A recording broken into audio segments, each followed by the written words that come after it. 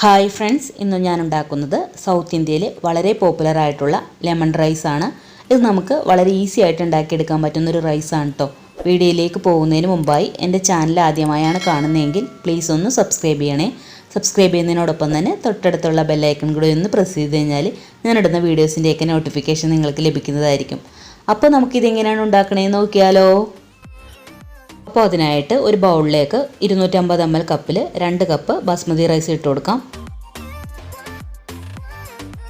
ഇനി ഇതൊരു 3-4 തവണ നന്നായിട്ടൊന്ന് കഴുകിയെടുക്കാം.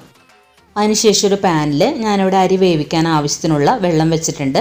വെള്ളം നന്നായിട്ട് ചൂടായി വരുമ്പോഴേക്കും ആവശ്യത്തിനുള്ള ഉപ്പിട്ട് കൊടുക്കാം.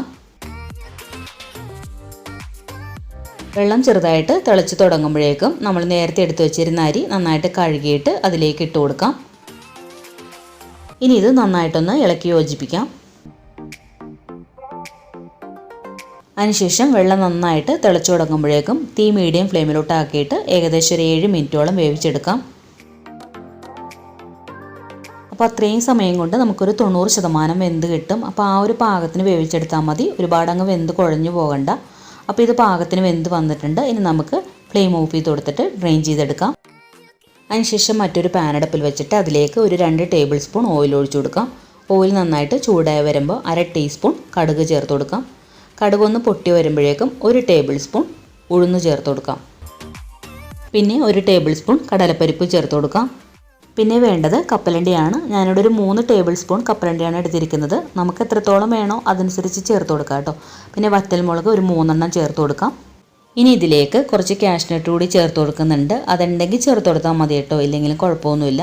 അതിനുശേഷം എല്ലാം കൂടി നന്നായിട്ട് ഇളക്കി റോസ്റ്റ് ചെയ്തെടുക്കാം.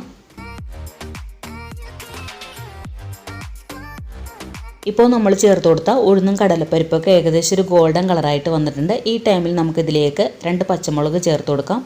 പിന്നെ ഒരു ചെറിയ കഷ്ണം ഇഞ്ചി ചെറുതായിട്ട് അരിഞ്ഞത് ചേർത്ത് കൊടുക്കാം. പിന്നെ ആവശ്യത്തിന് കറിവേപ്പില ചേർത്ത് കൊടുക്കാം. ഇത്രയും ചേർത്ത് കൊടുത്തിട്ട് നന്നായിട്ടൊന്ന് വഴറ്റി കൊടുക്കാം. അപ്പോൾ ഈ ടൈമിലൊക്കെ തീ ലോ ഫ്ലെയിമിലിട്ടിട്ട് വേണം കേട്ടോ വഴറ്റിയെടുക്കാനായിട്ട്. ഇനി നമുക്കിതിലേക്ക് 1/4 ടീസ്പൂൺ കായപ്പൊടി ചേർത്ത് കൊടുക്കാം. പിന്നെ ഒരു 1/2 ടീസ്പൂൺ മഞ്ഞൾപ്പൊടി ചേർത്ത് കൊടുക്കാം.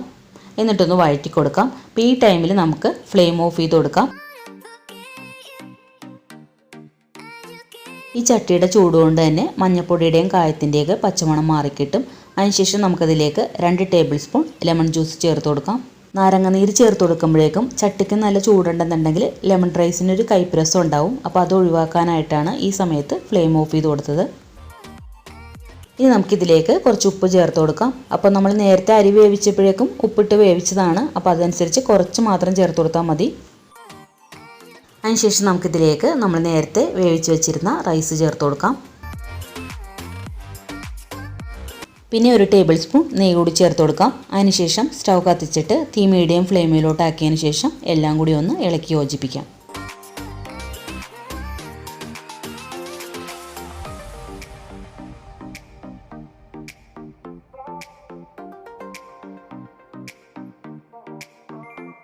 ഇപ്പോൾ ലെമൺ റൈസ് ഇവിടെ തയ്യാറായിട്ടുണ്ട്. സ്കൂളിലെ കുട്ടികൾക്കൊക്കെ ലഞ്ച് ബോക്സിൽ കൊടുത്തു വിടാൻ പറ്റിയ നല്ലൊരു റൈസാണ് കേട്ടോ ഇത്.